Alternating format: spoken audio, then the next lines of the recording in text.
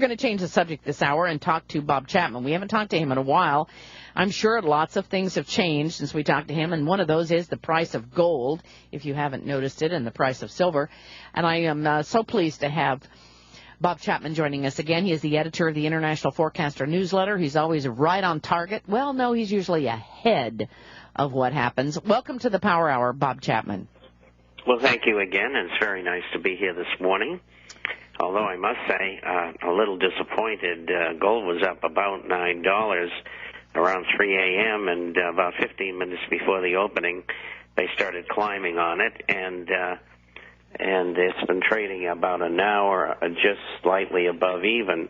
But that's to be expected on Monday when the President's Working Group in Financial Markets are in the markets, manipulating them to make them look good for the week.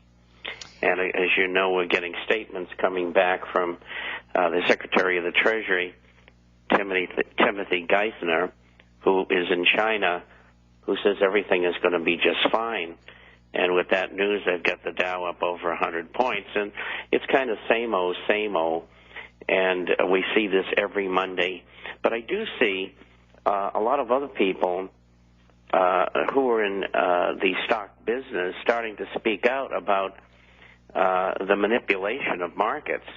And I think we're going to see more and more. And then I think finally the Treasury and the Fed will admit that they are participants in the market and have been for some time, but it's a state secret and they can't tell you about it. Well, you know, speaking of the price of gold, it's now at $978.40, and that's pretty amazing, given the fact that it's made quite a jump in the last few days, few weeks, and then silver being at $15.75.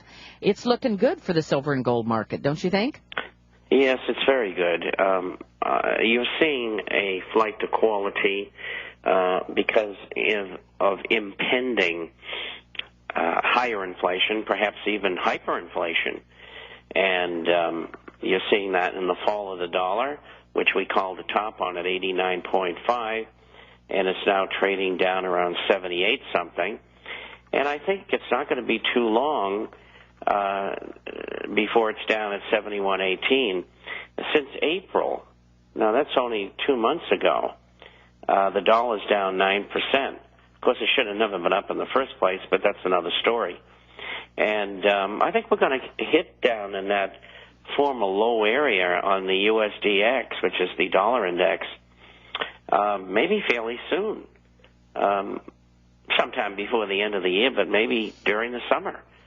And the interest rates are rising, and that's normal because people are saying, particularly foreigners, well, if we're going to have this inflation caused by U.S. government deficits and spending, then we should get a higher return.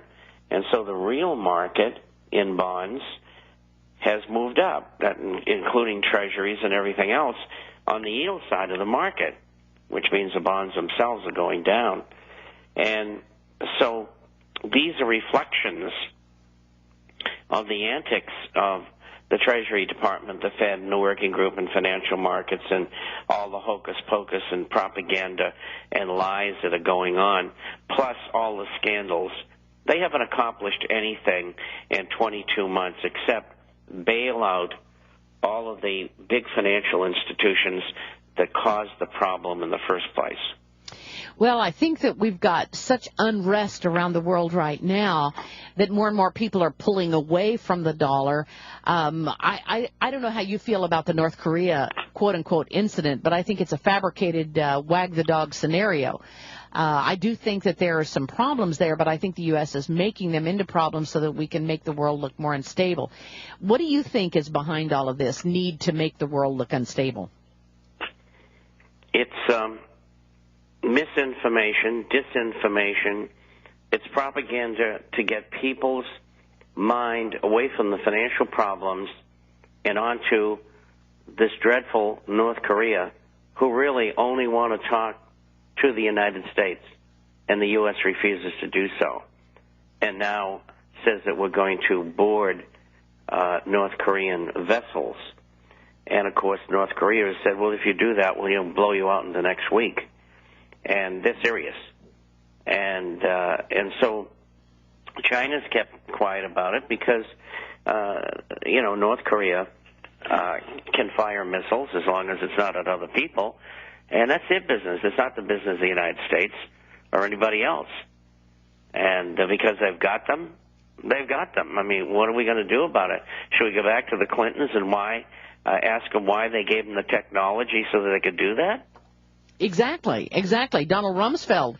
Why did you give them the light water reactors so that we could have these in the first place? Duh. Of course. And now we've got, along with that, we've got weapons missing. We've got 200,000 weapons missing and grenade missile launchers missing from, or grenade launchers missing from Afghanistan and Pakistan, now that are arming the Taliban and the SWAT terrorists.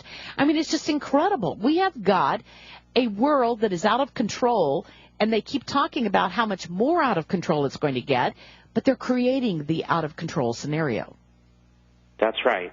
And in your previous commentary about the home invasion of a farmer, and the arresting and then charges dropped on a demonstrator by goons, and people running around in balaclavas are goons. That's exactly what they are. I'm sure their story is, well, we're protecting you against the bad guys. Well, some farmer who might possibly have bacterialized, unpasteurized milk is not a terrorist. And now it's been proven that he isn't any of the above. This is very, very typical.